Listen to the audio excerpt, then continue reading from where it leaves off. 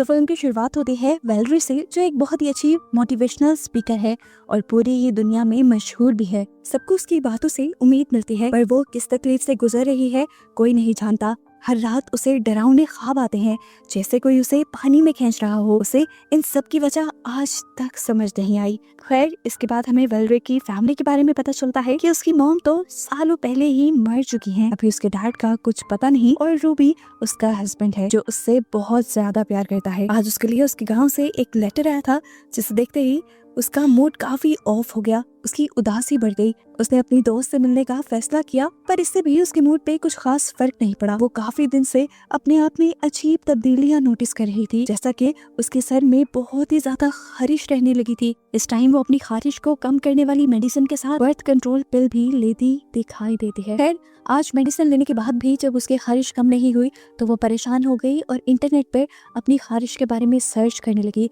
और उसे जो रिजल्ट्स नजर आए उसे देखकर वो बहुत ज्यादा डर गई और उसने अपना लैपटॉप ही बंद कर दिया। वेलरी के साथ अब एक और भी बहुत अजीब चीज हुई। उसके घर में बहुत सारी चूंटियां थी। ये कहाँ से आई थी, कहाँ जा रही थी, वेलरी को अंदाजा नहीं था। इन चूंटियों का पीछा करते करते वेलरी को चूंटियों का बना एक पूरा घर अपने घर के अंदर नजर आता है। उसे झाँक कर अंदर देखा तो अंदर बहुत सारी चींटियां थी, जिन्हें देखकर वो डर गई। फिर अगले दिन दिखाया जाता है वेलरी को अब एक इंटरनेशनल टूर के लिए जाना था, जिसके लिए उसे बर्थ सर्टिफिकेट की जरूरत थी। उसने अपने डॉक्यूमेंट्स में देखा तो उसके पास बर्थ सर्टिफिकेट नहीं था। शायद वो उसकी मॉम के पास था, जिसके लिए वो अपनी आंट के पास गई। असल में उसे अपनी आंट से उस बॉक्स के बारे में पूछना था जो उसकी मॉम उसके लिए छोड़ के गई थी। लेकिन यहाँ पर वो अपनी मॉम की काफी बातें करने लगी, क्योंकि वो अपनी मॉम को बहुत ज्यादा याद करती थी। उसकी आंट ने उसे एक लॉकर का एड्रेस बताया जहाँ पर वो बॉक्स रखा हुआ था। वो जब उस गोदाम में गई तो यहाँ आकर वेलरी और उसकी आंट ने देखा कि वो बॉक्स यहाँ से गायब था। ये दोनों परेशान हो गई तो वेलरी की आंटी ने कहा, शायद तुम्हारे डैड यहाँ आए हो और इस बॉक्स को ले गए हो, ये भी तो हो सकता है। अब वेलरी सब कुछ छोड़ छाड़ कर घर आ जाती है और आज भी घर आने पर उसके सर में इतनी खारिश हो रही थी कि वो पागलों की तरह दोनों हाथों से अपना सर खुजा रही थी। और उसके पास बैठे हस्बैंड को भी उसकी ये आदत बहुत ही अजीब लगने लगी थी। वेलरी को अपनी इस बीमारी की समझ नहीं आती, यहाँ तक कि डॉक्टर्स को भी उसकी इस बीमारी की समझ नहीं आई। तो उसे लगा शायद उसे ये जेनेटिक इशू है, उसकी मॉम को भी होगा और अब उसे हो गया है। फिलहाल उसे अपने इंटरनेशनल टूर के ऊपर फोकस करना था, इसीलिए उसने अपने डैड से मिलने का फैसला किया। जाने से पहले उसने अपने सर पर कैप पहन ली ताकि वो लोगों के सामने अपने सर पे खारिश ना करे। वेलरी गांव में आकर अपने डैड से मिलती है, जो पहले एक सोल्जर थे लेकिन अब एक मॉन्क बन चुके थे। वेलरी ने उनसे पूछा, आप उस बॉक्स के बारे में जानते हैं जो मॉम मेरे लिए छोड़ के गई थी? तो उसके डैड ने कहा, नहीं, उसके बारे में मुझे कुछ नहीं पता। यही उसके डैड के कमरे में एक बहुत ही अजीब पेंटिंग भी लगी हुई थी। वेलरी ने जब उस पेंटिंग के बारे में पूछा तो उसके डैड ने उसे सांची नाम की एक एंटिटी की कहानी सुनाना शुरू की। दरअसल सांची एक पैरासाइट था जो इंसानों के साथ रहता था और उनकी स्पिरिचुअल पावर से फीड करता था। सांची जिस इंसान के ऊपर कब्जा कर ले उस इंसान के साथ तब तक रहता है जब तक वो उसे पूरा खत्म न कर दे। खैर, वेलरी यहाँ पर इन सारी चीजों की इन्फॉर्मेशन लेने नहीं आई थी। वो जाने से पहले अपने डैड की चाबी चुरा लेती है और उनके लॉकर में जाती है बगैर उनके पूछे। वहाँ पर उसे वो बॉक्स तो नहीं मिला जो उसकी मॉम ने उसके लिए छोड़ा था, लेकिन हाँ, उसे उसका बर्थ सर्टिफिकेट जरूर मिल गया, जिसे लेकर वो यहाँ से जाने लगी। उसे गोदाम में एक छोटे बच्चे की रोने की आवाज़ आ रही थी और साथ उसे ऐसे फील हो रहा था जैसे वो बच्चा पानी में डूब रहा हो। उसने आवाज़ का पीछा किया तो वो एक स्टोर रूम तक पहुंची। इस स्टोर रूम के अंदर बहुत सारी केड़ियाँ भी जा रही थी। उसने बैठकर उन्हें देखने की कोशिश की तो उसे ऐसा फील हुआ कि जैसे पीछे से बहुत सारी बुरी सोल्स उसे पकड़ने वाली हैं। उसने अपने कंधे पे बहुत सारे हाथ फील किए। इससे पहले कि वो चिल्लाती थी उसने पीछे मुड़कर देखा तो वो यहाँ का गार्ड था, यानी इस टाइम इसे ही हेलुसिनेशंस हुए थे। वेलरी अब घर आकर बहुत कंफ्यूज थी। आज उसके साथ जो हुआ कि पहले कभी नहीं हुआ था। वो अपने डैड के लॉकर से जो सामान लाई थी वो उसे देखने लगी। इसमें उनकी फैमिली की पुरानी पिक्चर्स थी, उसके डैड की भी और उसकी मॉम की भी, उस टाइम की जब उसके डैड एक सोल्जर हुआ करते थे और उसकी मॉम एक बहुत ही खूबसूरत औरत थी। ये सब देखते हुए वेलरी को एहसास हुआ कि उसे आज तक ये मालूम ही नहीं कि उसकी मॉम की मौत हुई कैसे थी। इन्हीं पिक्चर्स में वेलरी अपनी मॉम के हाथ पे एक वैसा ही एलर्जी का निशान नोटिस करती है जो उसने अपनी एलर्जी को सर्च करते हुए इंटरनेट पे देखा था। और यहाँ से उसे कंफर्म हो गया कि उसे आजकल जो बीमारी है वो पहले उसकी मॉम को भी थी और इसका ताल्लुक उसकी मॉम से ही है। वेलरी की इस बीमारी ने उसे बहुत ज्यादा चिड़चिड़ा भी बना दिया था, यहाँ तक कि वो अपने हस्बैंड रूबी से भी अब अच्छा बिहेव नहीं करती थी। वो बहुत चिड़चिड़ी रहती थी। आज तो उसने फैसला कर लिया था कि आज रात को वो अपना सर नहीं भुजाएगी, इसीलिए वो अपने हाथों पर ग्लव्स पहनकर अपने हाथों को बांध कर सो जाती है।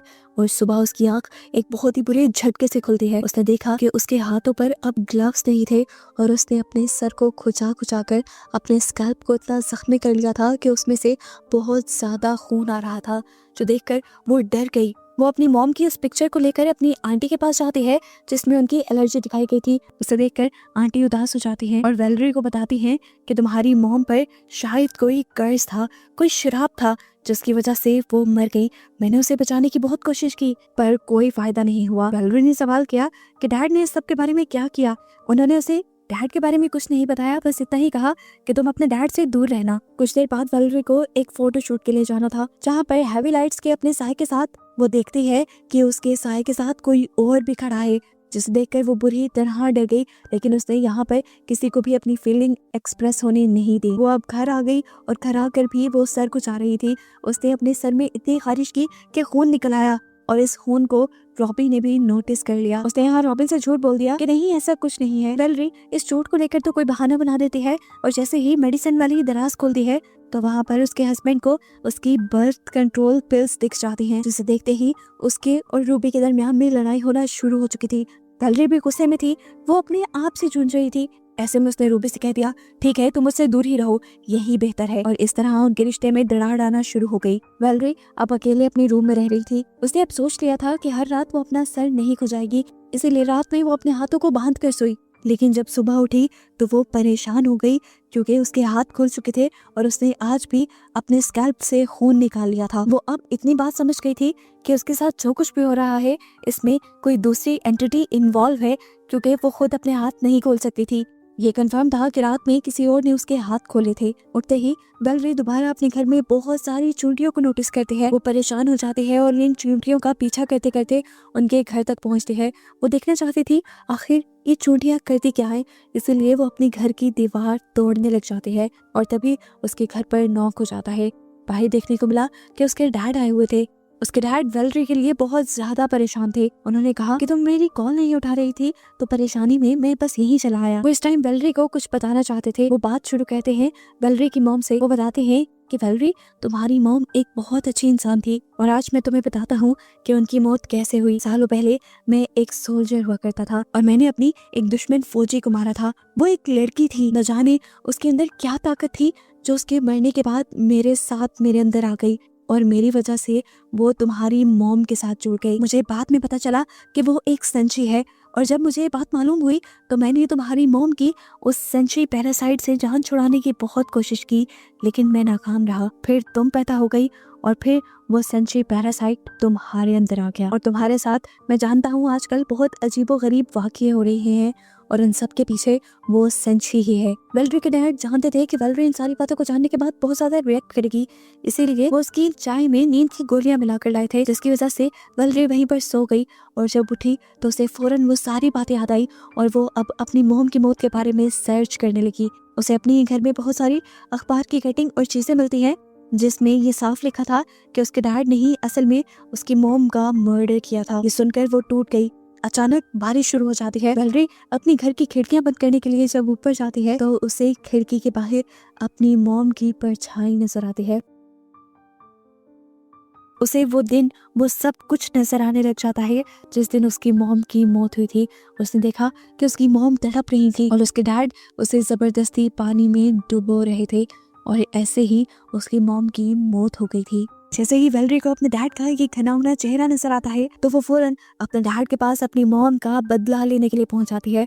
उनके घर जाकर वो एक एक सामान बिखेर देती है और अपने डैड से पूछते हैं आखिर क्यों मारा आपने मेरी मॉम को। उसके डैड कहते हैं मैंने तुम्हारी मॉम को नहीं मारा, मैं तो उन्हें बचा रहा था उस संची से, लेकिन वो संची बहुत ज्यादा स्ट्रॉन्ग था और मैं हारता रहा, तुम्हारी मॉम मर गई उस संची से ही लड़ते लड़ते। लेकिन वेलेरी को अब उनकी बातों पे यकीन नहीं था। उसके डैड ने उसे बताया तुम्हारी मॉम असल में तुम्हें इस संची से बचाना चाहती थी और इसी चक्कर में उन्होंने अपनी जान खुद ही ली थी, लेकिन मरने के बाद भी वो अपने मकसद में नाकाम रही। वो तुम्हें उस संची से नहीं बचा सकी और अब वो संची तुम्हारे साथ है और तुम्हारी जान बचाने के लिए उस संची का खत्म होना बहुत जरूरी है। अब ये बातें वेलेरी को डराने लगी थी। वो अपने डैड को यहीं छोड़कर वापिस घर चली जाती है। अगले दिन उसका सेमिनार भी था, उसकी लाइफ का सबसे बड़ा सेमिनार, एक इंटरनेशनल टूर। वो नहीं चाहती थी कि सबके सामने उसका मजाक बने, वो सबके सामने अपने सर को खुजाए, इसलिए उसने अपने सर पे एक कैप पहन ली। उसका शो शुरू हो गया। यहाँ पे बहुत सारे लोग आए हुए थे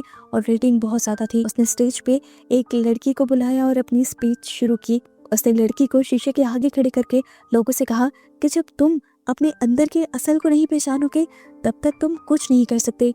ये बातें करते हुए वो ना चाहते हुए भी अपनी कैप के अंदर से अपने बालों को खुजा रही थी। इस टाइम उसे स्पीच करते हुए शीशे में उस औरत की परछाई के साथ अपने पीछे भी खड़ी एक और परछाई दिखाई दी। इस परछाई को देखकर वो डर जाती है क्योंकि उसे पता था कि ये संशय ही है। आज उसे देखकर, उसकी सच्चाई जानकर वो बहुत ज्यादा खौफ में आ चुकी थी, यहाँ तक कि वो नीचे गिर गई। वो तड़पने लगी, अपना सर खुजाने लगी और सभी लोग उसकी ये हालत देखकर पागल से हो गए। वेलेरी अब और अपना तमाशा नहीं बनाना चाहती थी, इसीलिए वो स्टेज छोड़कर भाग जाती है और अपनी गाड़ी में जाकर बैठ जाती है। घर आने के बाद भी वो लगातार अपने सर को खुजाती जा रही थी। उसने अपने सर में इतनी खारिश की कि उसके सर में एक सुराख हो गया जिसके अंदर उसने उंगली डाल दी। उसकी उंगली ब्रेन से टच होने की वजह से उसका ब्रेन डैमेज हो गया और उसको सब कुछ समझ आना ही बंद हो गया। वो वहीं पर बेहोश होकर गिर गई। शुक्र था कि घर पे इस टाइम रॉबी था, जिसने उसकी इस खराब हालत को देखते हुए उसे हॉस्पिटल पहुंचा दिया। वक्त पर हॉस्पिटल पहुंचने की वजह से वेलेरी की जान तो बच गई, लेकिन अभी वेलेरी के ऊपर एक बहुत बड़ी मुसीबत थी। वो संशय अभी भी वेलेरी के साथ ही था, जिसे हॉस्पिटल के डार्क एनवायरनमेंट में पहली मर्तबा क्लियर दिखाया जाता है। वो इस टाइम वेलेरी के ऊपर चढ़ा हुआ था, उसे तंग कर रहा था, लेकिन इस टाइम वेलेरी उसे डर नहीं रही थी, चिल्ला नहीं रही थी। वो वेलेरी के सर में हाथ मार रहा था जिससे उसके सर में खारिश हो रही थी, लेकिन वेलेरी ने अभी भी अपने सर में खारिश नहीं की क्योंकि अब वो जान गई है सच्चाई। वो अब इससे डरती नहीं, वो इसका मुकाबला करना चाहती है। जैसे ही वेलेरी ने अपने डर का सामना करना शुरू किया तो उसकी हालत पहले से बेहतर होने लगी। संशय का कंट्रोल उसके ऊपर से कुछ कम होने लगा और उसकी बेहतर हालत का कुछ क्रेडिट रॉबी को भी जाता है, जो उसका आजकल बहुत ज्यादा ख्याल रख रहा था। वो हमेशा अब वेलेरी को उसके सर पे हाथ लगाने से मना कर रहा था क्योंकि सर पे हाथ लगाने की वजह से उसकी बॉडी के काफी हिस्से पैरालाइज हो चुके थे, यहाँ तक कि उसके पाँव भी, और अब उसे चलने में काफी मुश्किल होती थी। वो नए तरीके से चलना सीख रही थी। अब सोते हुए वेलेरी अपने सर में खारिश न करते, इसीलिए रॉबी ने उसके हाथ बांध दिए, लेकिन जब वो सुबह उठा तो देखा कि उसके हाथ खुले हुए थे। वेलेरी ने अपने सर में खारिश भी की हुई थी। उसके पास एक सीजर भी थी, जिसे देखकर रॉबी को लगा कि उसने अपने हाथ खुद ही काटे हैं। उसे गुस्सा आ गया ये देखकर कि वेलेरी खुद ही ठीक होना नहीं चाहती और वो फजूल में ही उसके ऊपर इतनी मेहनत कर रहा है। वेलेरी ने उसे समझाने की कोशिश की कि ये सब उसने नहीं किया, ये संशय ने किया है, लेकिन वो उसकी एक सुनने को तैयार नहीं था। रॉबी अब गुस्से में उसे छोड़ गया था। वेलेरी बिल्कुल अकेली पड़ चुकी थी, वो हार रही थी, उसे किसी के सहारे की जरूरत थी, इसलिए वो अपनी ही मोटिवेशनल वीडियोस देखने लग जाती है, जिससे उसे काफी सहारा मिलता है। उसने फैसला कर लिया था कि अब वो उस एंटिटी से यानी संशय से खुद लड़ेगी ताकि ये सारे मसले हल हो जाएं। रात में उसने रॉबी को बेहोशी की दवाई देकर सुला दिया और फिर वो अपने एक रूम में आ गई जहाँ पर बहुत सारे मिरर्स थे। यहाँ आते ही वो जोर जोर से चिल्लाने लगी, बताओ तुम कौन हो, मुझसे क्या चाहती हो, मेरे सामने आओ। काफी देर तक उनके सामने कोई नहीं आया, पर कुछ ही देर बाद एक शीशे में से एक डरावना हाथ निकला जिसने पीछे से आकर वेलेरी को पकड़ लिया। यह हाथ असल में संशय का ही था, जो एंटिटी अब फाइनली उसके सामने आ चुकी थी। वो सामने आकर अपनी डरावनी आवाज में वेलेरी से कहते हैं कि मैं तुम्हें नहीं छोड़ूंगा। उसने अब वेलेरी को पकड़ लिया था और उसके गर्दन पे चाकू रख दिया था। वेलेरी भी खौफ के मारे डरी और उसने जोर से चीख मारी, जिसकी वजह से यहाँ रॉबी को भी होश आ गया और उसने अपने आप को बेड से बंधा पाया। वो अपने हाथ पांव को छुड़वाने की कोशिश करता है और वेलेरी को आवाज लगाता है। दूसरी तरफ हमें वेलेरी को दिखाया जाता है जो अब अपने हाथ को काटने की तैयारी कर रही है ताकि वो कभी अपने सर को खुजा ही ना पाए।